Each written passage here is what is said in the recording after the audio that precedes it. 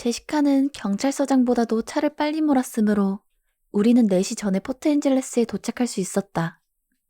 여자들끼리 저녁에 외출하는 게 워낙 오랜만이라 그런지 여성 호르몬이 용솟음을 쳤다. 우리는 제시카가 학교 남자애들 이야기를 제잘거리는 동안 감미로운 로그막을 들었다. 제시카와 마이크의 데이트는 아주 순조로웠으므로 토요일 저녁엔 첫 키스 단계까지 발전할 수 있기를 기대한다고 했다. 나는 기분이 좋아져 말없이 웃었다. 안젤라는 에릭한테 특별히 관심이 있는 건 아니지만 댄스 파티에 가게 됐다는 걸 소박하게 기뻐하고 있었다. 제시카가 안젤라의 이상형을 캐묻기 시작했으므로 나는 안젤라를 구해주려고 은근슬쩍 끼어들어 드레스에 관한 질문을 던졌다. 안젤라는 내 쪽으로 고맙다는 시선을 보냈다. 포트엔젤레스는 포크스보다 훨씬 세련되고 예스러워 관광객의 발길을 끄는 아름다운 소도시였다. 하지만 제시카와 안젤라는 워낙 많이 다녀본 터라 바닷가 옆에 조성된 그림 같은 산책로에서 시간을 낭비할 생각이 없었다. 제시카는 곧장 시내 대형 백화점으로 차를 몰았는데 관광객을 위해 꾸며놓은 바닷가에서 거리 몇 개만 지나면 곧장 시내였다. 댄스파티 초대장에는 세미 정장을 입고 오라고 적혀 있었지만 우리는 그게 정확히 무슨 의미인지 몰랐다. 내가 피닉스에서도 댄스파티에 단 한 번도 간 적이 없다고 하자 제시카와 안젤라는 둘 다 깜짝 놀라며 거의 믿지 않는 듯 했다. 남자친구 사귀어 본 적 없어? 백화점 정문으로 걸어 들어가며 제시카가 의심쩍다는 듯 물었다. 정말이야. 남자친구도 없었고 누굴 사귀어 본 적도 없어. 난 데이트 같은 거 안 해봤어. 나는 춤을 전혀 못 춘다는 사실을 고백하고 싶지 않아서 나름대로 진지하게 설명했다. 왜? 아무도 신청 안 하던걸. 내가 정직하게 대답했다. 제시카는 못 믿겠다는 표정이었다.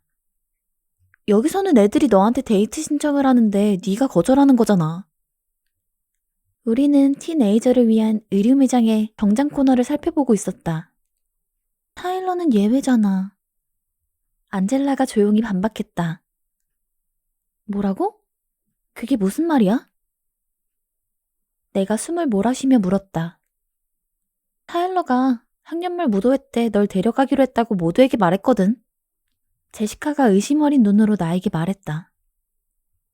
걔가 뭘 했다고? 나는 숨이 막힌 듯 헐떡이고 있었다. 내가 사실이 아닐 거라고 했잖아. 안젤라가 제시카에게 중얼거렸다. 아직도 충격에 사로잡혀 침묵을 지키던 나는 느닷없이 짜증이 치밀었다. 하지만 우리 앞에 드레스 코너가 나타났으므로 본격적으로 작업에 돌입해야 했다. 그래서 로렌이 널 싫어하는 거야. 제시카가 옷들을 하나하나 살피며 깔깔거렸다. 나는 이를 뿌드득 갈았다. 내가 트럭으로 걔를 치워버리면 걔도 지난번 사고에 대한 죄책감을 그만 느끼게 될까? 그럼 서로 공평해질 테니 빚을 갚겠다는 생각도 포기하겠지? 그럴지도 모르지. 만일 타일러가 그러는 게 순전히 그 이유 때문이라면 말이야. 제시카가 킥킥대며 웃었다. 드레스 코너는 그리 넓지 않았지만 두 친구는 입어보고 싶은 옷을 두어 벌씩 찾아냈다. 나는 삼면에 거울이 달린 탈의실 안에 있는 낮은 의자에 앉아 분을 참으려고 애를 썼다. 제시카는 어깨끈이 없는 단순한 디자인의 긴 검정 드레스와 밝고 금속적인 느낌의 청색의 가느다란 어깨끈이 달린 무릎 길이의 드레스 사이에서 고민에 빠졌다. 나는 눈동자색과 어울린다며 파란 드레스를 권했다. 안젤라는 큰 키에 잘 어울리기도 하고 연한 갈색 머리칼에 벌꿀빛을 반사하는 연분홍 드레스를 골랐다. 나는 두 사람을 한껏 칭찬해준 뒤 남은 옷들을 매장으로 되가져가는 걸 도와주었다. 모든 과정은 집에서 르네와 함께 옷 쇼핑을 할 때보다 훨씬 간단하고 쉬웠다. 선택의 폭이 워낙 좁기 때문이겠지. 우리는 신발과 액세서리 코너로 향했다. 나도 새 신발이 하나 필요하기는 했지만 쇼핑을 하고 싶은 마음이 없어서 친구들이 이것저것 신어보고 걸쳐보는 동안 잠자코 지켜보다 평을 해주었다. 여자들끼리 보내는 저녁 시간의 짜릿한 흥분은 타일러에 대한 분노 때문에 확 사그라들고 우울한 기분이 되살아났다. 안젤라? 파트너의 키가 꽤 커서 하이힐을 신을 수 있다는데 몹시 기뻐하며 안젤라가 분홍색 샌들을 신어보는 사이 내가 머뭇머뭇 말을 걸었다. 마침 제시카는 액세서리 매장으로 가버려 우리 둘뿐이었다. 왜? 안젤라는 한쪽 다리를 내밀고 발목을 비틀어 신발의 모습을 좀 더 살폈다. 나는 겁쟁이처럼 다시 움츠러들었다. 예쁘다. 맞춰 입을 옷이 저 드레스밖에 없긴 하겠지만 그래도 살까봐. 그래라. 세일도 하네 뭐. 내가 거들자 안젤라는 미소를 지으며 좀 더 실용적인 하얀 구두가 들어있는 상자 뚜껑을 덮었다. 나는 다시 시도했다. 있지, 안젤라. 친구가 궁금한 표정으로 나를 보았다. 컬렌 집안 아이들 말이야. 자주 결석하니? 대수롭지 않게 물으려 했지만 형편없이 실패했다. 날씨가 좋으면 박사님까지 모두 함께 늘 야영을 떠난대. 다들 워낙 야외 생활을 좋아하나 봐. 안젤라는 신발을 살피며 나직이 설명해 주었다. 제시카라면 벌써 100가지도 넘는 질문을 던졌을 테지만 안젤라는 한 가지도 묻지 않았다. 안젤라가 정말로 좋아지기 시작했다. 제시카가 은색 구두에 어울릴 만한 인조보석 액세서리를 찾아들고 다가와서 나는 거기서 대화를 끝냈다. 우리는 판자가 깔린 해변 산책로에 있는 작은 이탈리아 음식점에서 저녁을 먹을 계획이었지만 쇼핑이 예상보다 너무 빨리 끝났다. 제시카와 안젤라는 옷을 차에 실어놓고 해변을 좀 걸어 다닐 거라고 했다. 나는 서점을 찾아보고 싶다며 1시간 뒤에 음식점에서 만나기로 했다. 친구들은 서점에 같이 가주겠다고 나섰지만 나는 한번 책에 몰두하면 딴 생각은 못하기 때문에 피해주기 싫다며 둘이 재미있게 보내라고 말했다. 책 고르기는 혼자 하는 게 더 좋았다. 친구들은 신이 나서 제잘거리며 자동차로 걸어갔고 나는 제시카가 알려준 방향으로 걷기 시작했다. 서점을 찾는 데는 아무런 문제가 없었지만 내가 찾던 서점은 아니었다. 진열장에는 각종 수정구슬과 드림캐쳐, 영혼 치유에 관한 책들이 가득했다. 나는 안에 들어가 보지도 않았다. 은발을 길게 등 뒤로 늘어뜨린 채 60대에나 유행했을 법한 옷을 입은 50대 여인이 계산대 뒤에서 어서 오라는 듯 미소를 짓고 있는 게 진열장 너머로 보였다. 그런 사람과의 대화는 피하는 게 상책이었다. 근처 어딘가 분명 평범한 서점도 있을 것이다. 퇴근길이라 복잡해진 도로를 따라 걸으며 나는 이것이 도심 방향이기를 바랐다. 절망감과 싸우느라 어리석게도 나는 어디로 가고 있는지 별 신경을 쓰지 않았다. 나는 에드워드에 대해서, 안젤라가 한 말에 대해서 생각하지 않으려고 애를 썼고 실망보다 더 괴로운 일은 없다는 생각에 무엇보다도 토요일에 대한 희망을 잃지 않으려고 노력했다. 그러다 문득 눈을 돌리니 누군가 길가에 세워놓은 은색 볼보가 보였고 곧이어 지난 기억들이 한꺼번에 나를 엄습해왔다. 바보 같은, 믿을 수 없는 뱀파이어 같으니라고. 나는 혼잣말로 중얼거렸다. 남쪽 방향으로 걸어가다 그럴듯해 보이는 유리 진열장이 있는 가게들을 찾았다. 그러나 앞에 가서 보니 전자제품 수리점과 빈 가게뿐이었다. 제시카와 안젤라를 찾아보기에는 아직 시간이 너무 많이 남았으므로 친구들을 만나기 전에 먼저 기분을 달래야겠다고 생각했다. 나는 몇 번이나 손가락으로 머리카락을 빗어내리며 심호흡을 한 뒤 모퉁이를 돌아 계속 걸어갔다. 길을 하나 건널 때쯤 나는 방향을 잘못 잡았다는 사실을 깨달았다. 조금 전에 본 몇몇 행인들은 모두 북쪽으로 가고 있었고 주변 건물들은 거의 다 창고 같았다. 나는 다음번 모퉁이에서 동쪽으로 방향을 틀어 몇 블록 돌아가는 셈치고 해변 산책로로 가는 다른 길을 찾을 수 있을지 내 운을 시험해보기로 했다. 내 앞쪽에서 남자 4명이 모퉁이를 돌아 다가왔다. 퇴근에 집으로 가는 직장인이라기에는 옷을 너무 편하게 입었고 관광객이라기에는 차림새가 너무 추레했다. 거리가 가까워지자 그들은 나이가 나보다 서너 살밖에 많지 않다는 걸 알 수 있었다. 그들은 시끌벅적하게 웃고 떠들며 서로의 어깨와 팔을 툭툭 쳤다. 나는 인도 맨 안쪽으로 비켜서서 그들에게 최대한 길을 내준 채 멀리 앞쪽만 바라보며 빠르게 걸음을 옮겼다. 어이! 서로 지나치려는 순간 그들 가운데 하나가 외쳤다. 주변에 다른 사람은 없었으므로 나를 부르는 것이 틀림없었다. 나는 반사적으로 고개를 들었다. 둘은 걸음을 멈추었고 다른 둘은 속도를 늦췄다. 가장 가까이에 서 있던 덩치가 가장 크고 검은 머리카락에 20대 초반으로 보이는 남자가 말을 건 것 같았다. 그는 풀어헤친 모직 셔츠 안에 더러운 티셔츠를 받쳐 입고 찢어진 청바지에 샌들 차림이었다. 그가 반걸음쯤 나에게 다가왔다. 안녕하세요. 내가 반사적으로 중얼거렸다. 이어 나는 재빨리 고개를 돌리고 모퉁이 쪽으로 걸음을 빨리 했다. 등 뒤에서 그들이 왁자하게 웃어대는 소리가 들렸다. 이봐, 잠깐만.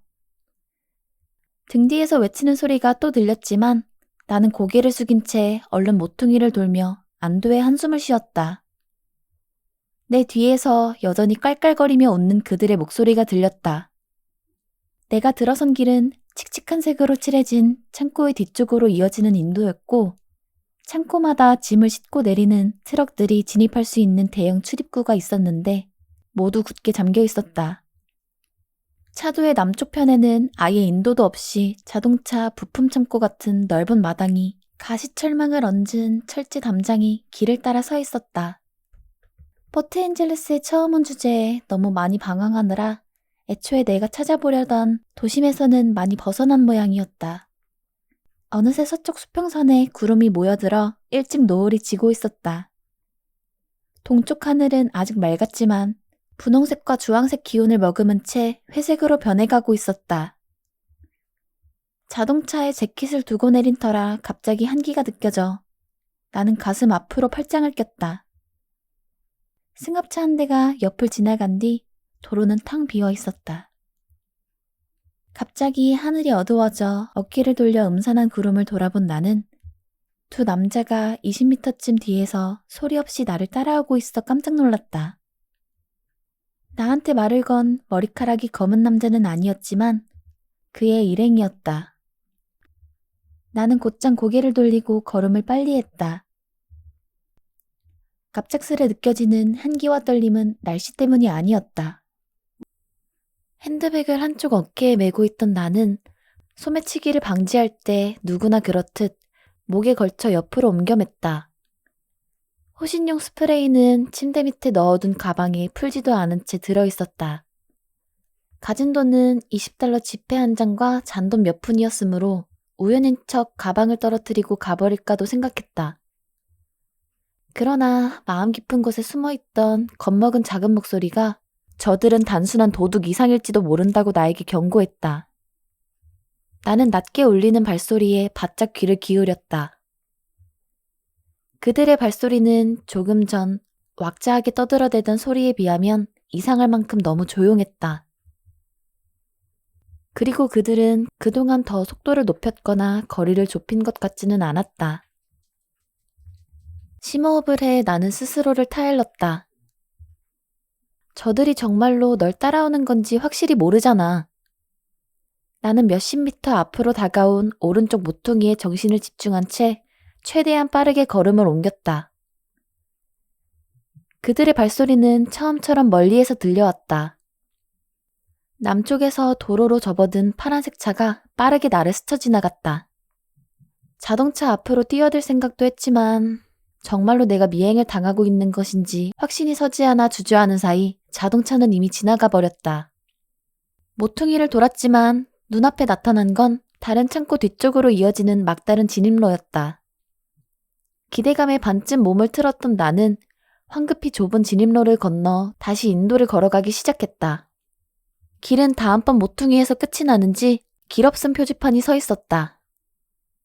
나는 등 뒤에서 들리는 희미한 발소리에 정신을 집중하며 도망쳐야 할지 말아야 할지 고민했다. 아직 멀리 떨어져 있는 듯 했지만 그들이 어떻게든 나를 앞지를 수 있으리라는 건 확실했다. 더 빨리 달리려고 하면 나는 뭔가에 걸려 바닥에 넘어질 게 틀림없었다. 문득 발소리가 멀어지는 듯했다. 용기를 내어 돌아보니 다행히 그들은 이제 40걸음 정도 떨어져 있었다. 하지만 그들은 둘 다 나를 빤히 바라보았다. 다음번 모퉁이까지 걸어가는데 너무 시간이 오래 걸리는 것 같았다. 나는 빠른 보폭을 유지했고 뒤에서 따라오던 남자들은 점점 뒤처지고 있었다. 어쩌면 자기네들 때문에 내가 겁먹은 걸 알고 미안해하는 걸지도 몰라. 내가 다가가고 있는 사거리에서 자동차 2대가 북쪽으로 지나가는 걸 본 나는 안도의 한숨을 쉬었다. 이 텅 빈 거리를 벗어나면 저쪽에는 사람들이 더 많이 지나다닐 거야. 반가운 마음에 안도의 한숨을 쉬며 얼른 모퉁이를 돌았다. 그리고는 제자리에 멈춰섰다. 그 도로는 문도 창도 없는 막다른 담벼락으로 이어지고 있었다. 저 멀리 사거리를 2개쯤 지난 곳에는 가로등도 켜있고 자동차와 행인들도 더 많이 보였지만 모두 너무 멀었다. 서쪽 건물을 등지고 도로 중간쯤에서 술렁거림이 걸어오는 사람들은 아까 본 일행 가운데 나머지 2이었고 내가 인도에 얼어붙은 듯 서 있는 걸 본 그들의 얼굴에 웃음이 감돌았다. 그제야 나는 미행을 당한 게 아니란 사실을 깨달았다. 저들은 사냥감을 몰듯 일부러 나를 구석으로 몰고 있었다. 1초쯤 서 있었는데도 몹시 오랜 시간처럼 느껴졌다. 나는 이내 몸을 틀어 그 도로의 다른 방향으로 건너갔다. 쓸데없는 짓이라는 생각에 가슴이 쿵 내려앉았다. 내 뒤에서 쫓아오는 발소리가 요란해지기 시작했다. 여기들 있었구나. 머리카락이 검은 덩치 큰 남자가 쩌렁쩌렁한 목소리로 정적을 깨뜨리자 나는 소스라치게 놀랐다. 차츰 사방에서 내려앉고 있는 초저녁 어둠 속에서 남자가 내 뒤를 살피는 것 같았다. 그래, 지름길로 질러왔지. 누군가 바로 내 등 뒤에서 큰 소리로 대답하는 소리가 들려 나는 깜짝 놀라며 걸음을 옮겼다. 이제 내 걸음은 느려질 수밖에 없었다. 어슬렁거리며 다가오는 2 남자와 나 사이의 거리가 빠르게 줄어들고 있었다. 나는 비명소리가 제법 큰 편이지 하고 생각하며 소리칠 준비를 하느라 숨을 들이마셨지만 목구멍이 바짝 말라 과연 얼마나 큰 소리가 나와줄지 자신이 없었다. 나는 재빨리 머리 위로 가방을 들어 올려 한 손에 쥐고 무기로 쓰게 되든 놈들이 빼앗으려 하면 그냥 내주든 필요에 따라 행동하려고 마음을 가다듬었다. 내가 조심스레 걸음을 멈추자 벽에 등을 기대고 있던 덩치 큰 남자가 어슬렁거리며 차도로 내려갔다. 가까이 오지 말아요. 단호하고 두려움 없는 목소리를 내려고 애쓰며 내가 경고했다. 그러나 목구멍이 바싹 말랐을 거라는 내 짐작대로 말이 제대로 나오지 않았다. 나는 제자리에 버티고 서서 공포심을 자제하며 예전에 배운 호신술을 떠올리려 애썼다. 손목 바로 아래의 손바닥 부분으로 세게 올려치면 코가 부러지거나 코뼈가 내 쪽으로 함몰되게 만들 수도 있어. 손가락을 쑤셔 넣어 누나를 후벼 파는 방법도 있지. 물론 정석대로 무릎으로 사타구니를 차는 수도 있어. 하지만 똑같은 목소리가 이내 부정적인 의견을 내세웠다. 한 명한테도 그런 호신술을 쓸 가능성이 희박한데 저들은 넷이나 된다고. 시끄러워. 닥쳐. 나는 공포심이 나를 삼키려 하기 전에 겁먹은 목소리에게 명을 내렸다. 누구든 한 사람과 호되게 한판 붙는 한이 있어도 호락호락 당하고 있지는 않을 작정이었다. 나는 제대로 비명을 지를 수 있도록 마른 침을 삼켰다. 벼란간 모퉁이를 돌아온 자동차가 헤드라이트를 번뜩이며 나타나 차도에서 서 있던 덩치 큰 남자를 거의 칠 뻔했다. 나는 내 앞에 멈춰서든지 나를 치든지 마음대로 하라는 심정으로 도로로 뛰어내렸다. 그러나 뜻밖에도 은색차는 돌연 방향을 돌리더니 내 바로 앞에서 조수석 문을 연 채로 끽 멈춰섰다. 어서 타. 화난 목소리가 들렸다. 그의 목소리를 듣는 순간 그곳을 벗어나지도 않았는데 순간적으로 숨이 막히는 공포심이 사라지면서 돌연 안도감이 물밀듯이 찾아들었다. 나는 조수석에 뛰어올라 얼른 문을 닫았다. 차 안은 어두웠고 길에도 불빛이 없었으므로 계기판 조명만으로는 그의 얼굴을 제대로 볼 수 없었다. 그가 엑셀러레이터를 지나치게 빨리 밟으며 북쪽으로 방향을 돌리자 타이어 마찰음이 요란하게 나면서 자동차가 놀란 표정으로 도로에 서 있던 일당을 향했다. 제대로 방향을 잡고 항구 쪽으로 달리기 시작한 뒤 얼핏 내다보니 그들은 차를 피해 인도로 뛰어들고 있었다. 안전벨트 매. 그의 명령을 듣고서야 내가 양손으로 의자를 꽉 움켜쥐고 있다는 걸 깨달았다. 찰칵 하는 벨트 여밈 소리가 어둠 속에서 몹시 크게 들렸다. 그는 급히 좌회전을 한 뒤 교차로 서너개에서 계속 정지 신호를 무시한 채 앞으로 달려갔다. 하지만 나는 이제는 안전하다고 느꼈고 당장 우리가 어디로 가든 아무 관심이 없었다. 갑작스레 공경에서 구출된 안도감보다 훨씬 더 의미심장한 안도감을 느끼며 그의 얼굴을 바라봤다. 호흡이 정상 속도로 돌아오기를 기다리며 흐린 불빛 속에서 그의 완벽한 얼굴을 관찰하던 나는 한참 뒤에서야 그가 몹시 경직되고 환한 표정이라는 걸 알아차렸다. 내가 물으면서도 나는 내 쉰 목소리에 놀랐다. 아니? 그가 매정하고 쌀쌀맞게 대꾸했다. 나는 앞만 똑바로 바라보는 그의 번뜩이는 눈동자와 얼굴을 지켜보며 침묵 속에 앉아 있었다. 갑자기 차가 멈추었다. 주변을 둘러보았지만 너무 어두워 길가에 서 있는 가로수의 검은 그림자 말고는 보이는 게 없었다. 일단 시내를 벗어난 듯했다. 벨라. 에드워드가 몹시 절제되고 긴장한 목소리로 나를 불렀다. 응? 나는 목소리가 여전히 이상하게 들렸으므로 나직이 헛기침을 했다. 괜찮니? 그는 여전히 나를 보지 않고 있었고 잔뜩 화난 얼굴이었다. 딴 생각 좀 할 수 있게 해줘. 그가 명령하듯 말했다. 뭐라고? 그가 초조한 듯 숨을 내쉬었다. 내가 진정될 때까지 모든 쓰잘데기 없는 얘기라도 좀 해보란 말이야. 그는 눈을 감고 손가락으로 콧날을 어루만졌다. 나는 사소한 이야기를 찾느라 머리를 쥐어짰다. 나 내일 학교 가기 전에 타일러 크로울리를 차로 치워버릴 생각이다. 그는 여전히 눈을 질끈 감고 있었지만 입꼬리가 움직였다. 왜?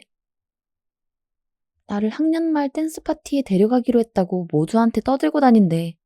정신이 나간 건지 아직도 지난번에 나를 죽일 뻔한 걸 사과하려는 건지. 아무튼 너도 기억하겠지만 걘 학년 말 무도회가 그 모든 걸 제대로 해결할 방법이라고 여겼나 봐. 그래서 나도 걔 생명을 위협하면 피장파장이니까 빚을 갚겠다는 생각은 관두지 않을까 싶어. 하지만 그러려면 걔가 타고 다니는 센트라를 완전히 망가뜨려야 할지도 몰라. 차가 없으면 누구든 무도회에 데려갈 생각도 못할 테니까. 나는 계속해서 실없이 짓거렸다. 그 얘긴 나도 들었어. 그가 훨씬 침착해진 말투로 말했다. 너도 들었어? 잊고 있던 짜증이 확 되살아나 어이없다는 듯 내가 물었다. 하긴 목 아래로 전신마비가 되는 경우에도 무도회에 못 가겠구나. 계획을 다시 수정하며 내가 중얼거렸다. 에드워드는 한숨을 쉬며 마침내 눈을 떴다. 좀 나아졌어? 아니, 별로. 나는 기다렸지만 그는 다시 입을 열지 않았다. 그는 등받이에 머리를 기대고 자동차 천장을 응시했다. 그의 얼굴은 굳어 있었다. 왜 그래? 가끔 분을 못 참는 게 내 문제점이거든. 에드워드도 눈을 가늘게 뜨고 창밖을 응시하며 속삭였다. 하지만 돌아가서 놈들을 응징한다고 해도 도움이 되진 않을 거야. 그는 다시 치미는 화를 참느라 애쓰며 고개를 돌렸다. 적어도 그렇게 스스로를 이해시키려고 노력하는 중이지. 아, 참으로 부적절한 대꾸였지만 더 좋은 말을 생각해낼 수가 없었다. 우리는 다시 침묵 속에 앉아 있었다. 내가 계기판의 시계를 흘끔거렸다.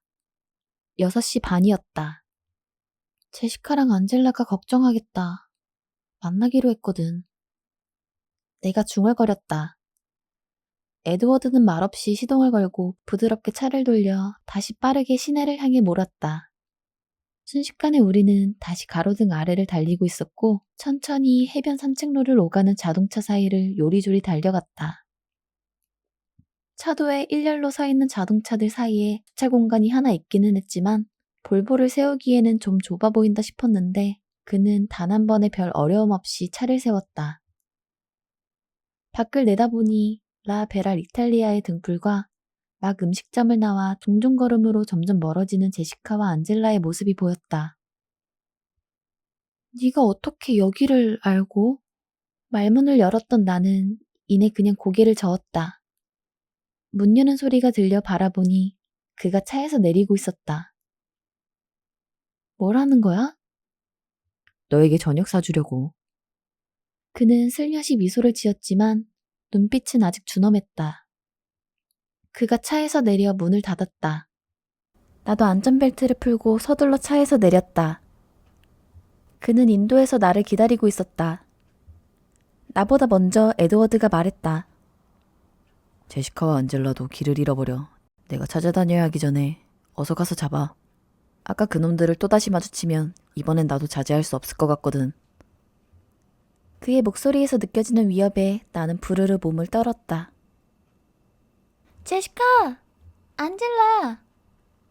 나는 친구들을 소리쳐 부른 뒤 돌아보는 그들에게 손을 흔들었다.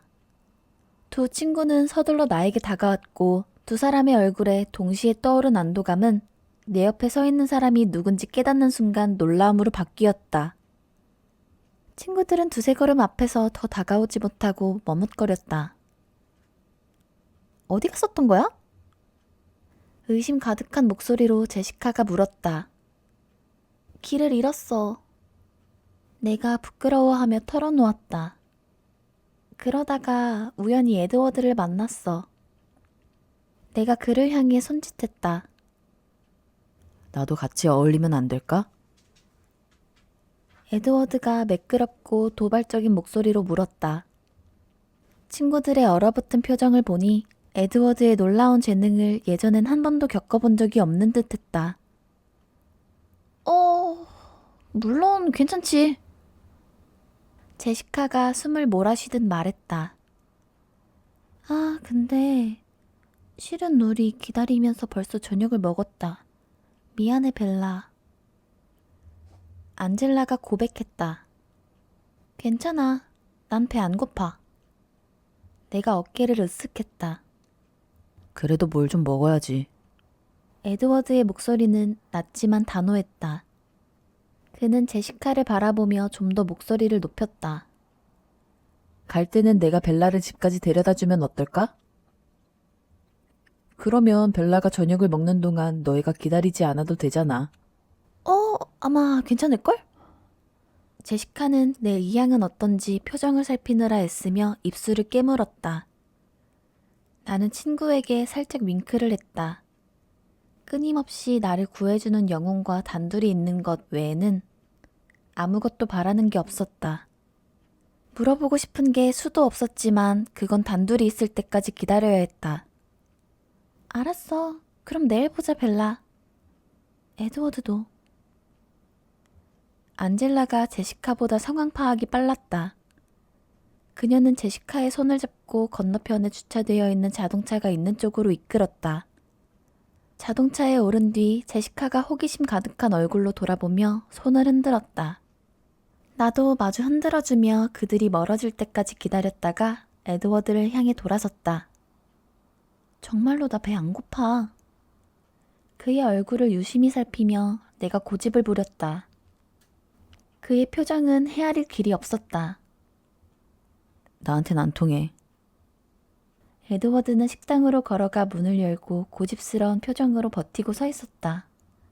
더 이상 실랑이 할 여지가 없는 게 분명했다. 나는 체념하듯 한숨을 쉬며 음식점으로 걸어 들어갔다.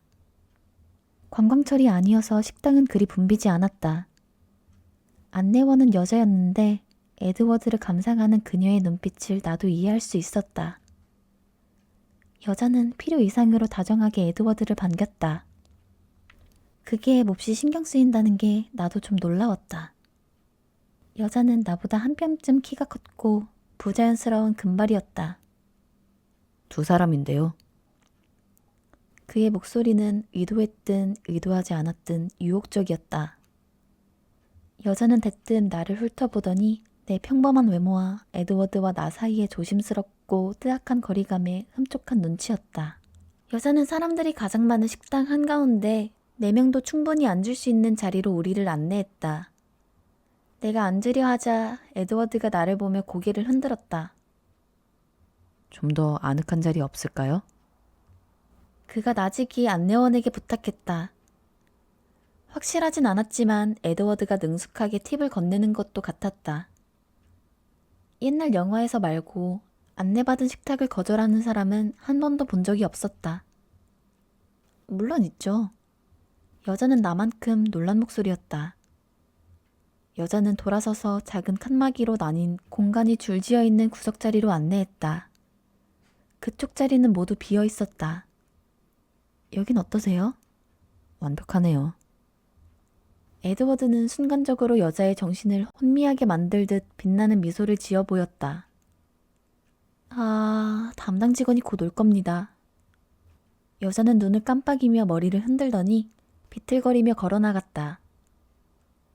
너 사람들한테 제발 그러지 좀 마. 옳지 못한 일이야. 내가 비난했다. 뭘 말이야? 그렇게 눈빛으로 사람들을 현혹시키는 거.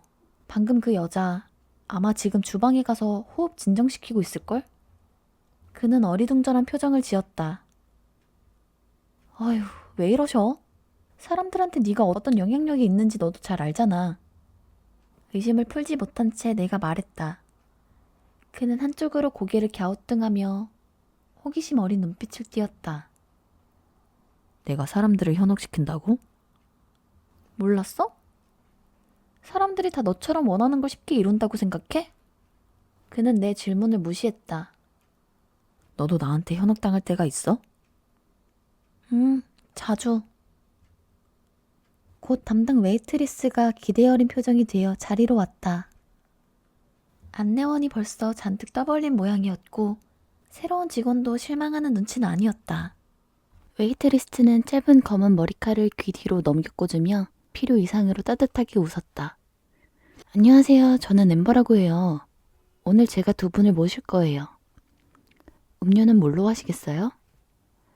나는 여자가 에드워드만 보고 이야기하는 걸 놓치지 않았다. 그가 나를 보았다. 난 콜라 마실까 해. 내 말이 어째 질문처럼 들렸다. 콜라 둘 주세요. 그가 말했다. 곧 가져다 드릴게요. 여자는 또 한 번 불필요한 미소를 지었다. 하지만 그는 나를 빤히 바라보느라 여자의 미소를 보지 못했다. 왜? 웨이트리스트가 가자 내가 물었다. 그의 시선은 내 얼굴에 고정되어 있었다. 기분 어때? 괜찮아.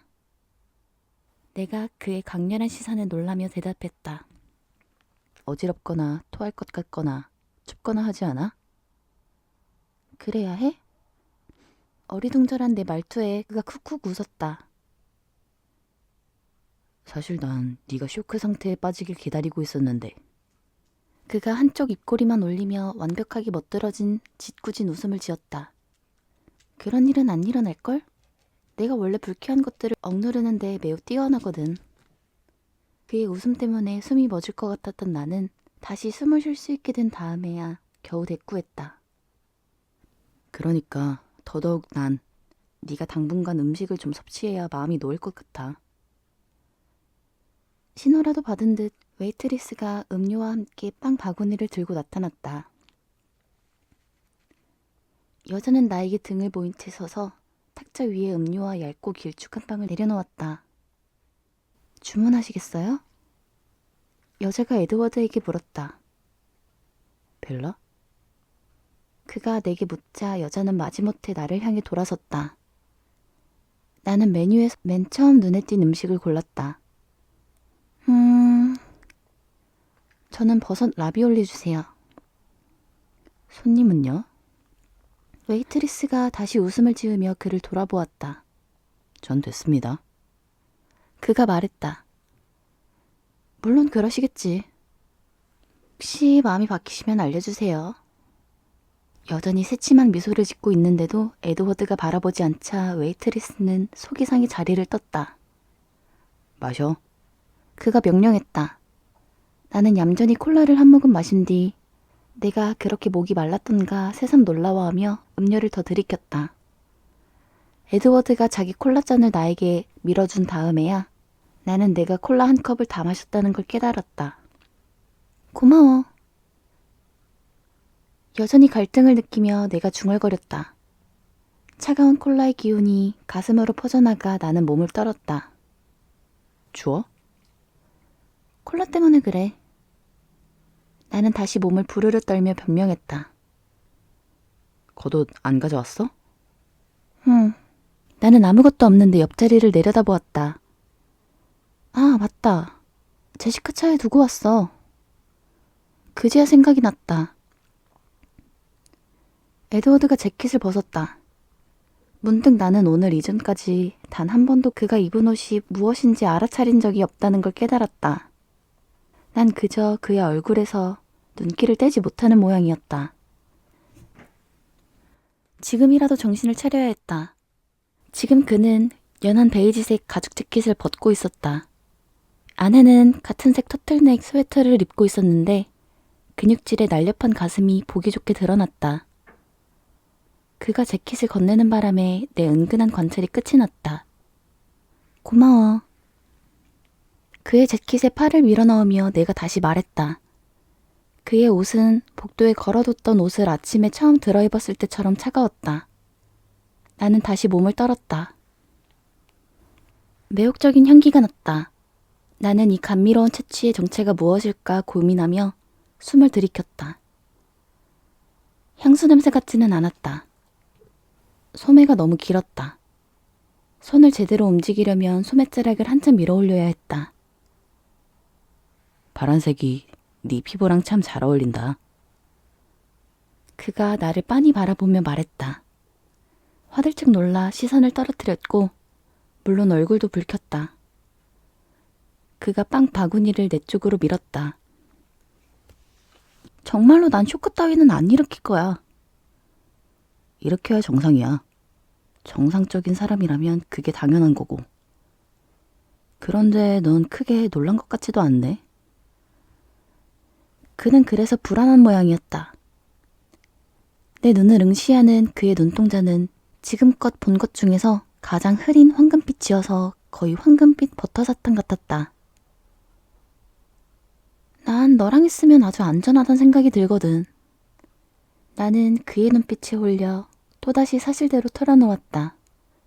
내 대답이 못마땅했는지 상아 같은 그의 이마에 주름이 잡혔다.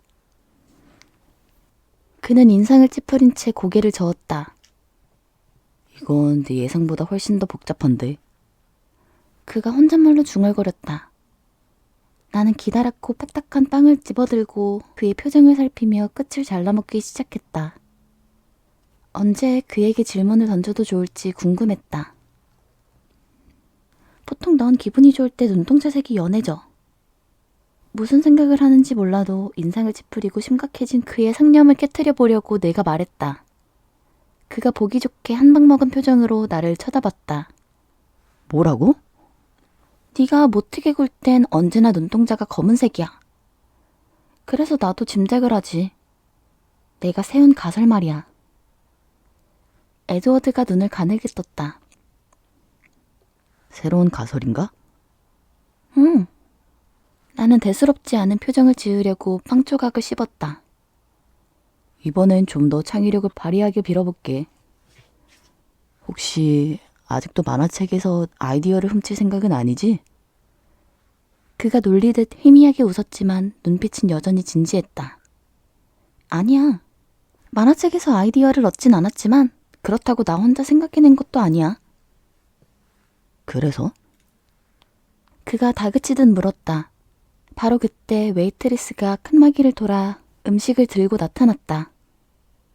우리가 무의식적으로 서로에게 바짝 다가앉아 있었는지 웨이트리스가 다가오자 둘 다 뒤로 물러나 앉았다. 웨이트리스는 꽤 맛있어 보이는 라비올리 접시를 내 앞에 내려놓고 재빨리 에드워드를 향했다. 혹시 생각이 바뀌셨나요? 원하시는 게 있으면 말씀만 하세요. 웨이트리스의 말이 교묘한 의미가 담긴 것 같다는 느낌은 어쩌면 내 상상일지도 몰랐다. 아니요, 괜찮습니다. 그냥 콜라나 좀 더 갖다 주시면 고맙겠어요. 에드워드가 길고 우아한 하얀 손으로 내 앞에 놓인 빈잔 2개를 가리켰다. 그러죠. 여자는 빈잔을 들고 사라졌다. 무슨 얘기하고 있었더라? 나중에 차에서 얘기할게. 만일 내가 머뭇거렸다. 조건부야? 그가 험악한 목소리로 한쪽 눈썹을 들어올리며 물었다. 물론 몇 가지 물어볼 게 있어. 당연히 그러겠지. 웨이트리스가 콜라 2잔을 들고 돌아왔다. 이번엔 아무 말 없이 콜라를 내려놓고 사라졌다. 나는 콜라를 한 모금 마셨다. 어서 얘기해봐. 그가 여전히 엄한 목소리로 다그쳤다. 나는 가장 곤란하지 않다고 생각되는 질문부터 시작했다. 넌 왜 포트앤젤레스에 온 거야? 그는 탁자 위에서 커다란 손을 천천히 오므리며 시선을 내리깔더니 이내 기다란 속눈썹 밑으로 나를 올려다보며 능글맞은 표정을 짓기 시작했다. 다음. 그게 가장 쉬운 질문이야. 다음. 나는 기가 꺾여서 시선을 떨구었다. 나는 냅킨을 풀어 포크를 집어들고 조심스럽게 라비올리를 잘랐다. 그리고 시선을 떨군 채 천천히 라비올리 한 조각을 입에 넣어 씹으며 생각에 잠겼다. 버섯향이 아주 좋았다. 나는 음식을 꿀꺽 삼키고 콜라를 한 모금 더 마신 다음 얼굴을 들었다. 그럼 좋아. 나는 그를 노려보며 천천히 말을 이었다. 물론 어디까지나 가설인데 말이지. 누군가는 사람들의 생각과 마음을 알아차릴 수 있다고 가정해보자. 물론 몇몇 예외는 있겠지. 예외는 단 하나뿐이야. 가설이지만. 좋아. 단 하나의 예외를 인정할게. 나는 그가 협조적이라는데 잔뜩 흥분했지만 대수롭지 않은 듯 행동했다. 그게 어떤 식으로 그렇게 되는 걸까? 한계는 어디까지지? 어떻게 누군가 또 다른 누군가를 정확하게 딱 필요한 순간에 찾아낼 수 있지? 어떻게 여자가 곤경에 처한 걸 그 남자가 알았을까? 온통 뒤얽힌 내 질문이 말이 되긴 하는 건가 싶었다. 가상의 질문이지? 그럼 글쎄, 만일 누군가가 그 남자를 조라고 부르기로 하자. 그가 불량하게 씩 웃었다. 그래, 만일 조가 정신을 바짝 차리고 주목한다면 굳이 정확한 순간을 따질 필요가 없겠지. 그가 고개를 설레설레 저으며 눈동자를 굴렸다. 이렇게 작은 도시에서 공경에 빠질 수 있는 사람은 너밖에 없어. 너 때문에 여기 범죄율이 10년 만에 처음으로 높아졌을 거다. 우린 지금 가설을 논하고 있다는 걸 잊지 말아줘. 내가 뾰루퉁해서 쏘아붙였다. 맞아, 그렇지. 여자도 제인이라고 부를까? 어떻게 알았어? 나는 솟구치는 호기심을 더는 억제하지 못하고 물었다. 나는 또다시 테이블에 몸을 바싹 기대고 있었다. 그는 내면의 갈등을 겪느라 흔들리고 있는 것 같았다. 서로 눈을 마주보며 그가 지금 당장 사실을 털어놓을지 말지 고민하고 있다는 게 느껴졌다. 나는 믿어도 돼. 나는 중얼거리며 생각 없이 손을 뻗어 움켜진 그의 손을 살짝 잡았지만 그는 슬그머니 손을 빼버렸고 머쓱해진 나도 손을 거두었다. 나한테 선택의 여지가 있는지 어쩐지 잘 모르겠다. 내가 틀렸어. 넌 내가 생각하는 것보다 훨씬 관찰력이 뛰어나군. 그의 목소리는 거의 속삭임에 가까웠다. 넌 언제고 틀리는 적이 없다더니?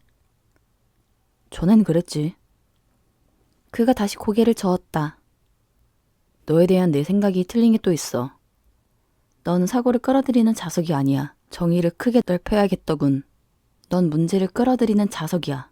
반경 15m 이내에 위험한 일이 생기면 반드시 네가 그 중심이지. 너도 그 범주에 포함시키는 거야? 그의 얼굴이 무표정하게 굳어졌다. 당연하지. 나는 또다시 테이블 위로 손을 뻗어 그가 다시 손을 움츠리는 것도 아랑곳하지 않은 채 손가락으로 그의 손등을 살며시 어루만졌다. 그의 피부는 돌처럼 차갑고 단단했다.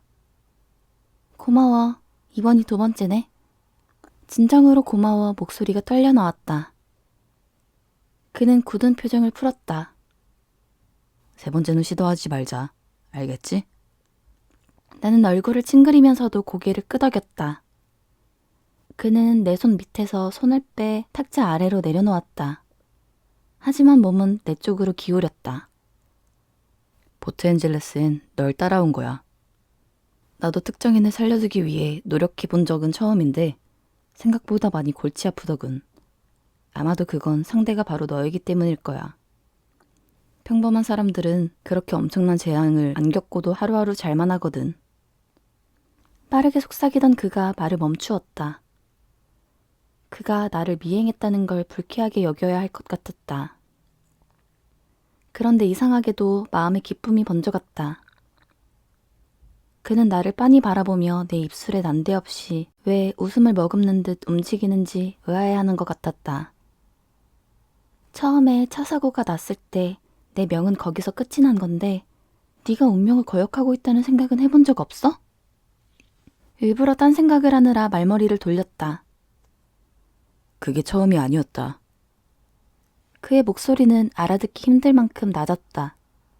나는 놀라서 그를 바라봤지만 그는 시선을 내리깔았다. 네 생명은 처음 내가 널 만났을 때 끝날 뻔했다. 그의 말에 돌연 공포가 느껴지면서 첫날 너무도 가혹하게 노려보던 그의 검은 눈동자가 떠올랐다. 하지만 그의 곁에서라면 어떤 일이 생겨도 무사하다는 압도적인 느낌이 공포감을 억눌렀다. 그가 내 눈빛을 읽으려고 얼굴을 들었을 때쯤에는 이미 내 눈엔 공포가 남아있지 않았다. 기억나? 그가 천사처럼 아름다운 얼굴에 심각한 빛을 띠며 물었다. 나는 침착했다. 그런데도 넌 지금 여기 앉아 있어. 그의 목소리에는 도저히 못 믿겠다는 듯한 뉘앙스가 풍겼다. 그래, 난 여기 앉아 있어. 네 덕분에. 나는 잠시 말을 멈추었다. 영문은 몰라도 네가 오늘 나를 어떻게 찾아낼지 알고 있었기 때문이잖아. 그는 또다시 결정의 기로에 선 듯 눈을 가늘게 뜨고 입을 다문 채 나를 응시했다. 그는 아직 음식이 거의 그대로 있는 내 접시를 흘끔 바라보더니 다시 나를 바라보았다.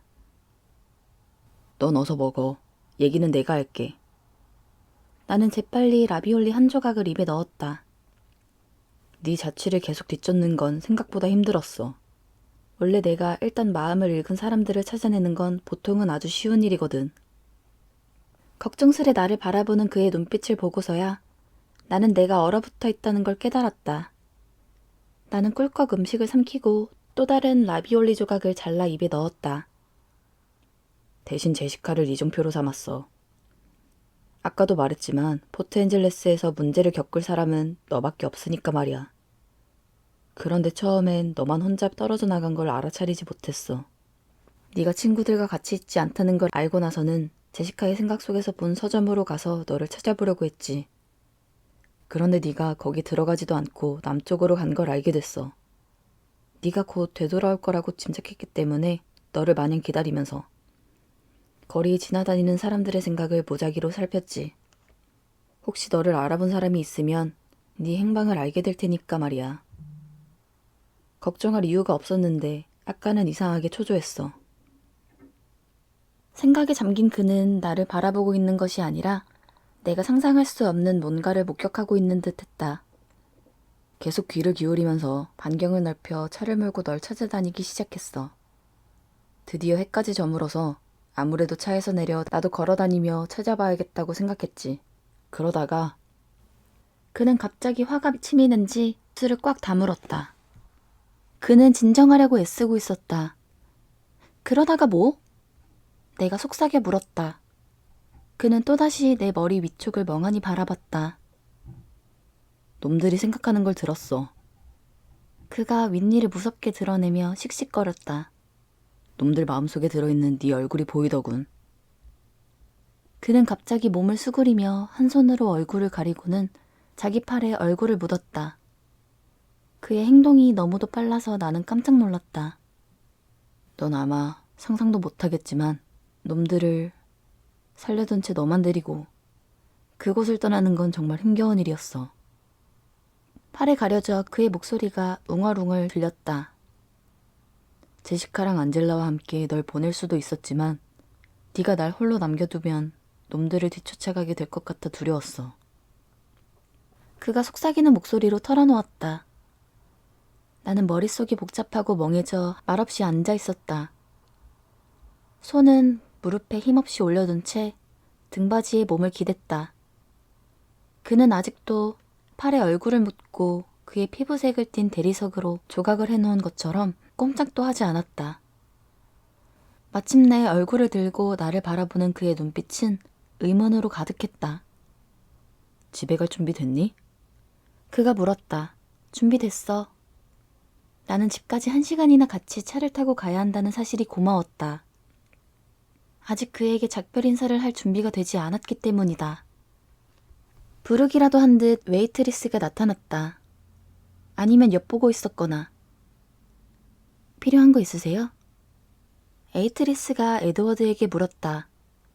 계산서 부탁드립니다. 조금 전 우리의 대화 때문에 긴장이 풀리지 않아서 그의 목소리는 낮고 거칠었다. 웨이트리스가 어리둥절해했다. 그는 다그치듯 그녀를 올려다보았다. 물론이죠. 여기 있어요. 웨이트리스는 말을 더듬으며 검은색 앞치마 주머니에서 작은 가죽 집게판을 꺼내 그에게 내밀었다. 에드워드는 이미 지폐를 쥐고 있었다. 그는 계산서 집게판 밑에 지폐를 끼워 곧장 여자에게 돌려주었다. 잔돈은 됐습니다. 그는 말없이 웃으며 일어났다. 나도 어색하게 몸을 일으켰다. 웨이트리스는 다시 그를 유혹하듯 미소를 지었다. 즐거운 저녁 시간 보내세요. 그는 웨이트리스를 보지도 않고 고맙다는 인사를 했다. 나는 웃음을 참았다. 그는 여전히 나와 몸이 닿지 않도록 조심하며 문까지 걸어갔다. 마이크와 데이트를 하면서 거의 첫 키스 단계까지 갔다고 한 제시카의 말이 떠올랐다. 한숨이 나왔다. 에드워드가 내 한숨 소리를 들었는지 의아하다는 표정을 지었다. 내 마음이 들킨 것 같지는 않아 다행이라 여기며 밖을 내다보았다. 그는 조수석 문을 열고 내가 올라탈 때까지 기다렸다가 살며시 문을 닫았다. 나는 그가 자동차 앞으로 돌아 걷는 모습을 보며 또 한 번 그의 우아한 동작에 놀라움을 금치 못했다. 지금쯤이면 익숙해질 법도 한데 좀처럼 익숙해지지가 않았다. 에드워드는 누군가가 익숙해질 수 있는 부류가 아니야. 차에 오른 그는 시동을 걸고 히터를 최대로 올렸다. 날씨가 꽤 추워진 걸로 보아 좋은 날씨는 끝이 난 것 같았다. 하지만 나는 그의 재킷을 입고 있어 따뜻했고 그가 보지 않을 때마다 그의 채취를 만끽했다. 에드워드는 창밖을 내다보지도 않고 자동차 물결에 합류해 곧장 고속도로로 향했다. 이젠 네 차례야. 그가 의미심장하게 말했다.